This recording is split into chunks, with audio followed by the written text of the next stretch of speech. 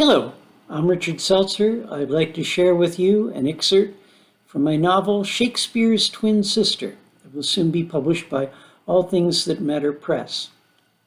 Here's the prologue of that novel.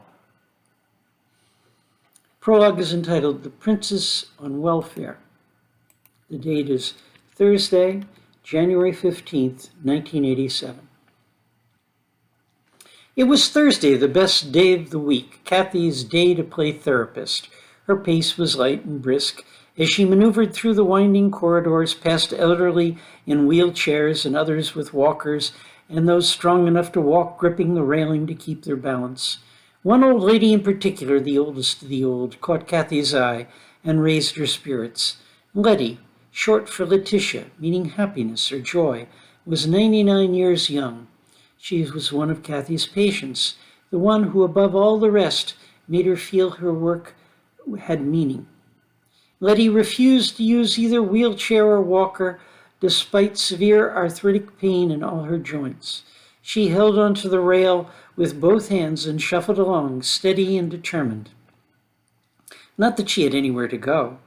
Twice a day she ventured forth into the corridors for the exercise, in hopes of living another day, and then another and another, to discover what continued life might bring of experience and memory, to squeeze the last drop of the still moist cloth of life. She wasn't done yet. She would keep going. It was her duty, her God-given chore, and she wouldn't let up, regardless of the pain of movement.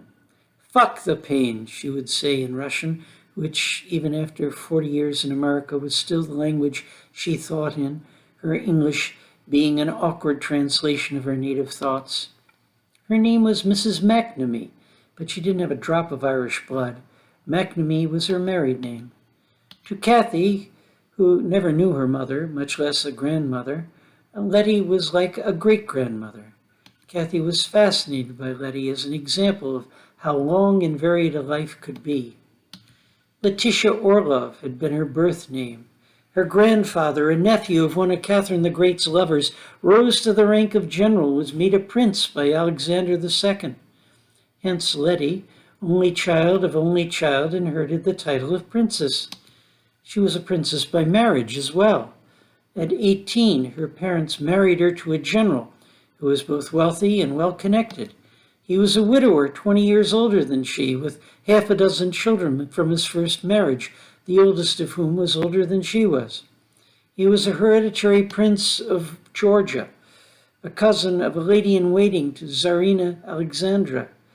Letty should have been proud to have been chosen by such an important man. When he died 8 years later in the Battle of Tannenberg at the beginning of World War I, she moved to Petersburg, to his family estate. She moved from Petersburg to his family estate in Sochi, on the Caucasian Riviera, near the beach on the Black Sea. She was 26, independently wealthy, and as long as she remained unmarried, she was free to do as she pleased. It pleased her to swim, to read, and to paint watercolors of the countryside. After the October Revolution, when a Red Army was approaching, she fled by boat to Istanbul and then to Dubrovnik on the Adriatic coast of Yugoslavia.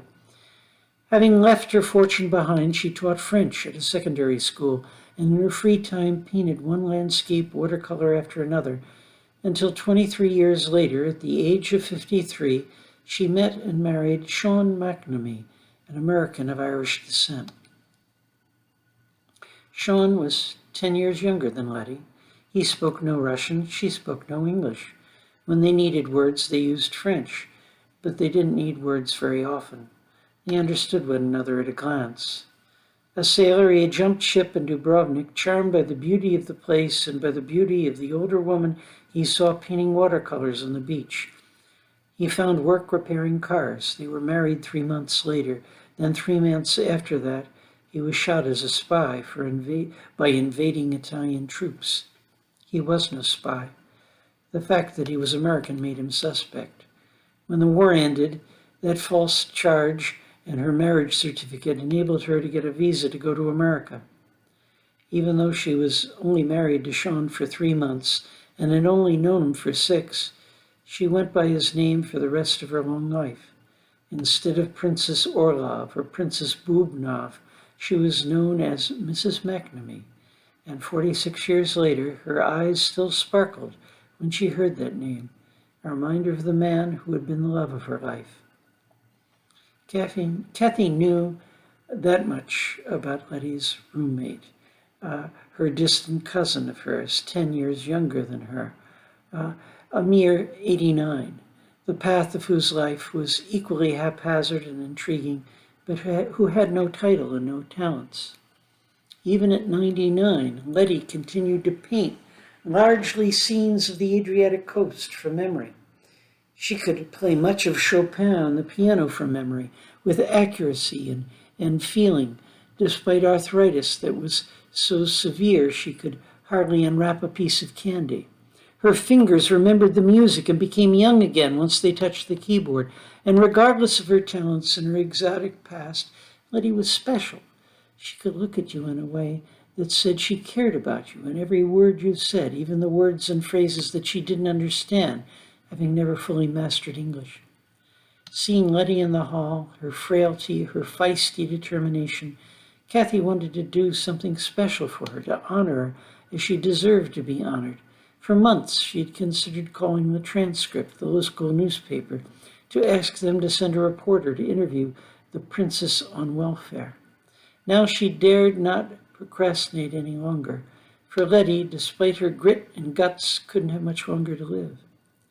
Bill Green was the reporter she wanted. She had read several articles with his byline. She had asked a friend who worked at the paper and found out that he was a grad student in English who was taking a break to decide on a topic for his dissertation that reminded her of herself, with a master's in psychology and mulling what she might focus on for a doctorate.